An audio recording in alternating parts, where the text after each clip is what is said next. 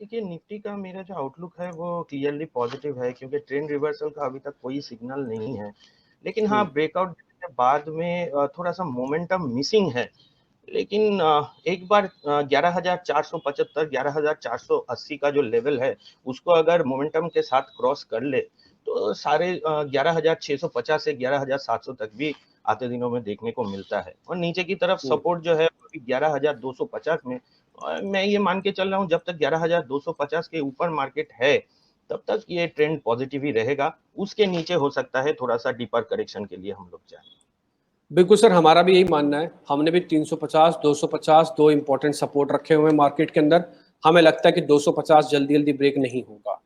हमारा भी यही मानना है, जिस दिन ब्रेक होगा बाजार कह के ब्रेक करेगा और फिर अपना व्यू पॉइंट बदल लेना चाहिए लोगों को। ये हमारा, इसमें हमारा भी फर्म बिलीव है। सर मैंने लिए आज छोटी सी एक चीज हुई है, वो है निफ्टी, बैंक निफ्टी का इनफैक्ट 22,500 को पार होना।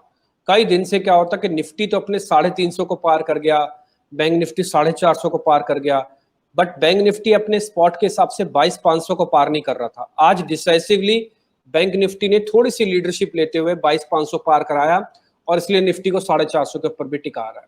कितने चांसेस हैं कि सर ये 22,500 के नीचे वापस नहीं आएगा? बैंक निफ्टी का टोटल एक बड़ा रेंज में ट्रेड हो रहा है, 23,200 ऊपर की तरफ और नीचे की तरफ 21,000। तो इस रेंज के इक्विलिब्रियम में ट्रेड हो रहा था इतने दिन। अभी उसका ब्रेकआउट मिला है तो ऊपर की तरफ चांसेस आर हाई कि वो अपर एंड ऑफ द रेंज जो है 23,000 23,200 वो टेस्ट होने का चांसेस बनता है यहाँ से। ठीक है, ये 23,000 पे तो सर फिर डबल टॉप हो जाएगा, और माफ कीजिए, हाँ डबल टॉप ही ब्रेक हो जाएगा, क्योंकि डबल टॉप बना हुआ आपने देखा होगा। मैं आपके लिए भी जरा नोटिस करता हूँ, हो सकता है आपने तो खैर किया ही होगा। ये देखिएगा सर, एक तो ये मेरे लिए इंपॉर्टेंट था और एक मेरे लिए ये इंपॉर्टेंट था सर। तो दोनों मेरे को लगता है कि ये तो 23,000 का पार हुआ, फिर तो हमको एक अच्छा बड़ा मूव भी मिल सकता है, क्योंकि डबल बॉटम भी है, इसको ब्रेक नहीं किया और डबल टॉप को भी ब्रेक नहीं किया सर। उसी रेंज के अंदर आज 22,500 पार हुआ है। जी हाँ, और एक चीज डिम्पी जी, ये जो डेली चार्ट में अगर आप देखेंगे तो एक head and shoulder pattern visible है, जिसका ब्रेकडाउन तो मिला नहीं, लेकिन वो ये बताता है कि काफी बियरिश पोजीशंस बैंक निफ्टी में बने हुए हैं। अगर बैंक निफ्टी 23,000 के ऊपर टिक जाएगा तो एक बड़ा शॉर्ट कवरिंग, अभी भी अगर 22,500 के ऊपर भी आज का क्लोजिंग मिलता है तो शॉर्ट कवरिंग यहाँ पर हो सकता है। ठीक है, तो हम इसके लिए तैयार हैं कि अब बैंक निफ्टी का लीडरशिप वाला ड्राइवर वाली सीट पे आ गया है। एक्चुअली जो मोमेंटम है अब आपको बैंक निफ्टी में ज़्यादा अच्छे से मिलेगा, इसलिए किसी को भी ट्रेड लेना है तो कम से कम ये मान ले, शॉर्ट नहीं, शॉर्ट तो करना ही नहीं है जब तक आपको रिवर्सल ना मिले। आपको सिर्फ एंट्री की वेट करनी है कि मैं एंट्री सही समय पर कर रहा हूं कि नहीं कर रहा हूं, बस ये आपका टोटल मेहनत होनी चाहिए। और दूसरा, प्रॉफिट बुकिंग वाली मेहनत होनी चाहिए। बड़े बड़े प्रॉफिट्स के चक्कर में मत रहो भी फिलहाल आप। अगर आपको रोज का मिल रहा है तो आप रोज का प्रॉफिट करो। से एग्जांपल बताता हूँ, अगर आपको निफ्टी से 100 या 150 पॉइंट कमाने हैं, मैं आपको लिख के दे सकता हूँ निफ्टी को 11,450 से 600 जाने में मेहनत करनी पड़ सकती है, और उसके लिए बैंक निफ्टी को 23,000 लाना ही होगा। बिना बैंक निफ्टी के 23,000 के 11,600 बैंक निफ्टी का नहीं आएगा, फिर आप 150 पॉइंट कैसे कमाओगे? तो मेरा मानना है कि 50-50 पॉइंट करके आप 3 बार ट्रेड करके 150 पॉइंट इकट्ठे कर लो, वहीं रहेगा बाजार, कहीं नहीं जा रहा। क्योंकि थोड़ा सा महंगा पी खड़ा है सामने, उसके एक वॉरियर है, एक सोच है ना। बट आप इस तरह से जरूर ट्रेड करो। तो एंट्री और एग्जिट थोड़ा सा शार्प होना चाहिए। भावनाओं से मत जुड़ो, भाव से जुड़ जाओ। टिपिकली क्या होता है कि कई बार हम भावनाओं से जुड़ जाते हैं। हम 11 बजे सोच के बैठे हैं बाजार तेज है, अच्छा क्या हुआ, 1 बजे तक बाजार ने सिग्नल देने लग गए कि वो वीक हो रहा है, और उस पर फ्यूल तो है ही, वो नीचे भी आ सकता है। लेकिन हम भावनाओं में बैठे हैं क्योंकि हमने 11 बजे जो चीज रीड किया वो 1 बजे हम रीड करना ही नहीं चाहते। आप वो रीड करने लग जाओ, बस इतना ही करना है। कईयों को लग रहा होगा बाजार बोरिंग है, मेरे को लगता है कि बाजार सबसे ज्यादा इंटरेस्टिंग बाजार ही अभी है, क्योंकि जो कर रहा है वो कह के कर रहा है। नेक्स्ट आते हैं जरा आप कुछ ट्रेड पे, और आपके भी बहुत सारे सवाल आज मेरे को मिल रहे हैं। अच्छा, पहले तो मैं आता हूं जरा नैल्को पे, नेशनल एल्यूमिनियम पे। एक बार जरा नेशनल एल्यूमिनियम देखना। नाल्को सर 37 आ रहा है, 41 लगा के आया है। हमारी जो कॉल थी 36 अराउंड थी ये, तो 41 तक तो हुआ है। एक फेज का प्रॉफिट तो हमारा बुक हो चुका है, लेकिन क्या अभी भी बने रह सकते हैं क्या इसमें? अगर किसी का मतलब आउटलुक अगर टाइम फ्रेम बड़ा है तो 36 का स्टॉप लॉस लगा के अभी भी इसमें पोजीशन रख सकते हैं, क्योंकि ये वीकली चार्ट में भी एक बड़ा ब्रेकआउट दे के खड़ा है। हो सकता है एक छोटे करेक्शन के बाद में इसका ट्रेंड फिर से रिज्यूम हो अपसाइड में। ओके, ठीक है, यानी कि अपनी बाय रेट का, क्योंकि हमारा 36 का ही बाय है, तो जिसका थोड़ा भी 98-94 ऊपर हुआ हो, 36.5 हो गया हो, 37 हो गया, तो फिर ज्यादा डीप स्टॉप लॉस ना रखे, 36 का ही एक स्टॉप लॉस रख के एक बार इसमें अपने आप को ट्रेड दे सकता है। हालांकि आज मेरे को निफ्टी, बैंक निफ्टी के ट्रेंड के अंदर अभी भी पॉजिटिव ट्रेंड ही दिख रहा है। मैं कुछ एक शेयर्स देखना चाहता हूँ जो आपको मैं दिखाता हूँ। पहला है हीरो मोटोकॉर्प। एक बार जरा हीरो मोटोकॉर्प पे आते हैं। सौम्य सर, एक बार जरा हीरो मोटोकॉर्प देखना आप। ये एक अच्छे ट्रेंड इसने जो बरकरार किया ना सर, उसको अभी भी ये चला रहा है। ये इसने जो मोमेंटम दिखाना शुरू किया था वो 2000 के ऊपर एक्चुअली में ज्यादा अच्छे से शुरू किया था। उसके बनना चाहते हैं हमारे व्यूअर। सर एक बार जरा क्रिसिल के बारे में देखना। क्रिसिल में आपको चार्ट में खरीदारी की होगी, मान लो किसी ने अगस्त के महीने में खरीदारी की है, तो उसका पूरा महीना खराब ना जाए। उसने इतनी मेहनत की, रिस्क लिया, बाजार के साथ भी जोखिम ले लिया। अगर अगस्त के महीने में आपने कहीं भी खरीदा होगा तो आपके 2600 के ऊपर ही खरीदा हुआ होगा।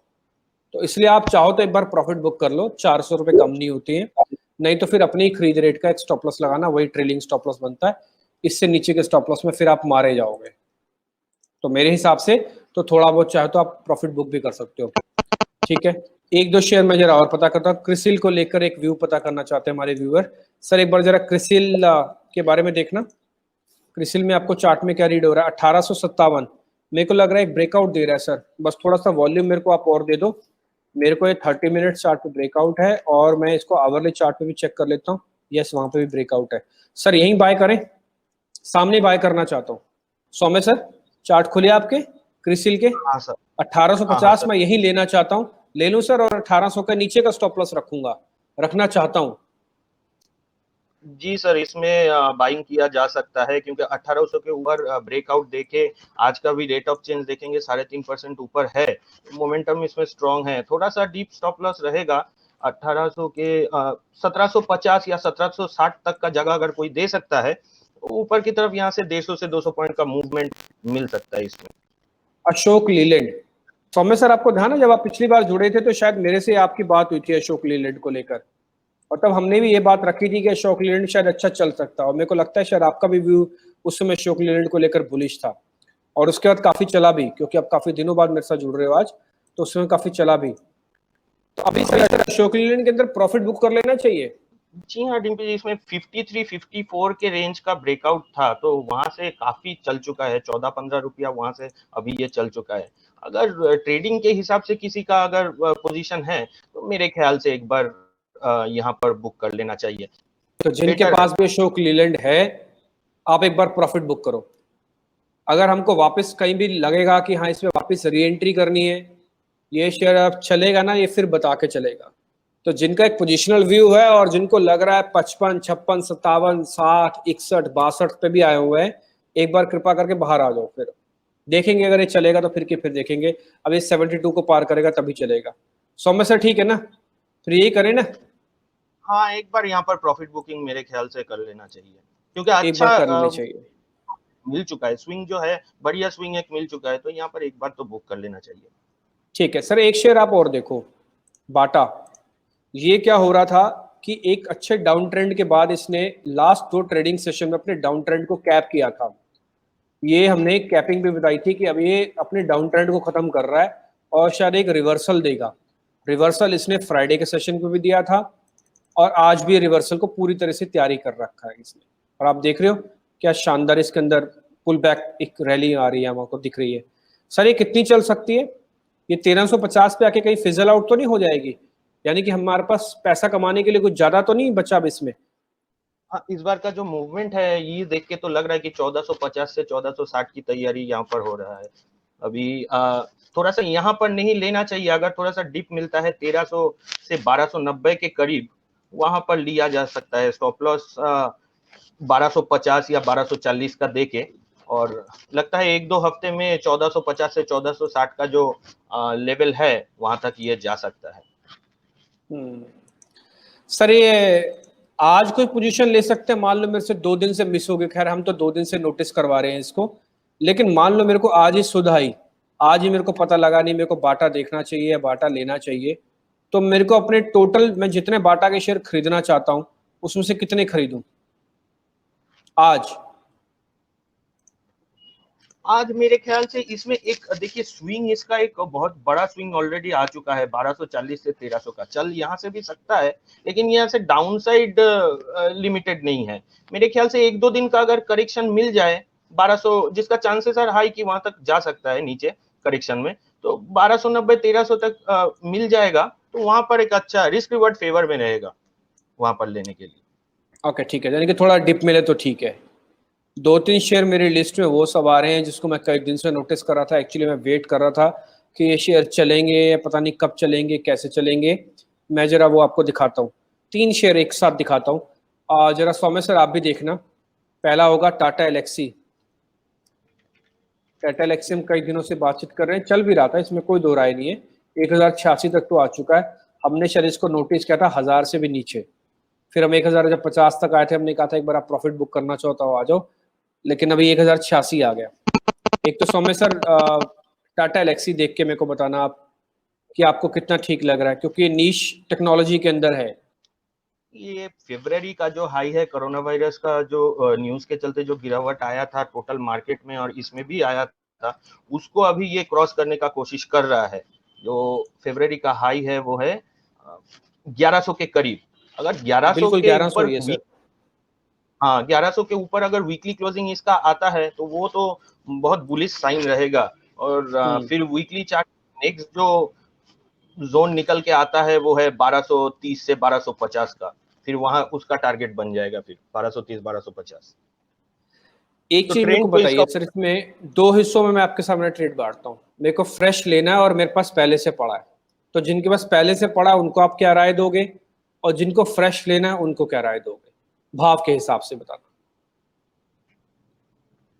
कि यहाँ पर तो थोड़ा सा वेट एंड वॉच करना चाहिए। जिनको फ्रेश लेना है मेरे हिसाब से 1100 के ऊपर वीकली क्लोजिंग मिले तो तभी एक बार एंट्री ले सकते हैं।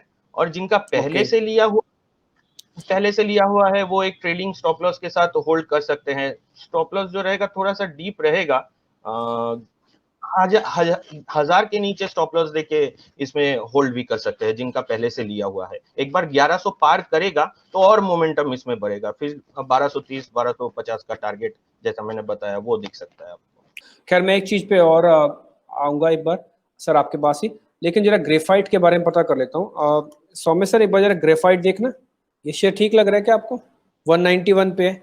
जी हाँ, ये 220 से लेकर 215 का टारगेट इसमें बनता है। जब तक ये 177 के ऊपर ट्रेड कर रहा है तब तक चांसेस आर हाई कि 220 से 215 के लेवल्स आपको आते दिनों में इसमें देखने को मिल सकते हैं। अच्छा सौम्य सर, आप आपकी लिस्ट में कौन सा शेयर है, जरा मेरे को आप भी बता दीजिए, फिर मैं एक दो शेयर्स पे आपके पास भी आता हूँ।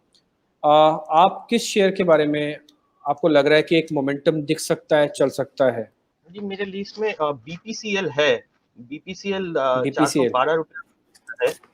ये एक 395 से 397 का इसमें अच्छा सपोर्ट है, वहां से एक घूमने का कोशिश कर रहा है। तो ये रिवर्सल जो है वो कंफर्म होगा जब बीपीसीएल का क्लोजिंग 420 के ऊपर आएगा। लेकिन यहाँ भी लिया जा सकता है 397 के स्टॉप लॉस से, और ऊपर की तरफ एक बार रिवर्सल कंफर्म होगा तो 455 से 460 का टारगेट इसमें देखने को मिल सकता है। एक बार मेरे को स्टॉप लॉस इसका वापस से दे दो बीपीसीएल का। जी 397 का स्टॉप लॉस रहेगा। 397, और टारगेट आप क्या दे रहे हो? छोटा टारगेट जो रहेगा वो 430 से 435, और उसको अगर क्रॉस कर लेगा तो 455 से 460। मेन टारगेट 455 से 460 का बनेगा। ठीक है, यानी कि 350 450 के आसपास इसका टारगेट आपको मिल जाएगा, और आप 397 का एक स्टॉप लॉस इसमें दे रहे हैं। इंटरेस्टिंग, तो ये एक बार ध्यान रखा जा सकता है, स्टॉप लॉस 397 है। थोड़ा बहुत आप यहाँ पे भी लेना चाहो तो लो, लेकिन 420 के ऊपर थोड़ी ज्यादा कंफर्मेशन आएगी। सर दो स्टॉक में मार्केट थोड़ा सा मुझे लग रहा है कि यहाँ पर आज भी गैप अप होके फिर मोमेंटम थोड़ा सा मिसिंग है अभी भी मुझे लगता है। तो करेक्शन अगर आएगा तो मैं एक स्टॉक शॉर्ट के लिए देख रहा हूँ, वो है कॉन्कोर। ओके फ्यूचर का रेट अभी है 391.85। ये अगर 88 के नीचे ब्रेकडाउन देता है तो इसमें 399 का स्टॉप लॉस देके एक शॉर्ट पोजीशन बनाया जा सकता है, जो कि जिसका टारगेट बनेगा 370 से 368। कॉनकोर ना, एक बार आपने को वापस से इसका स्टॉप लॉस तो टारगेट दो शॉर्ट के लिए है। जी, स्टॉप लॉस इसका रहेगा 399 और कंडीशनल सेल है, अगर 388 के नीचे ब्रेकडाउन मिलता है तभी शॉर्ट करना चाहिए। स्टॉप लॉस 399, टारगेट 370 से 368। 370 से 360, ठीक है। 370 से 360 का टारगेट है, 399 का स्टॉप लॉस है। कंडीशन थोड़ा सा ध्यान रखना है कि ये 388 के नीचे एक बार आ जाए तब आप शॉर्ट कर लेना। जब तक 388 के नीचे नहीं आए आप उसको शॉर्ट करने से थोड़ा सा रुक जाना।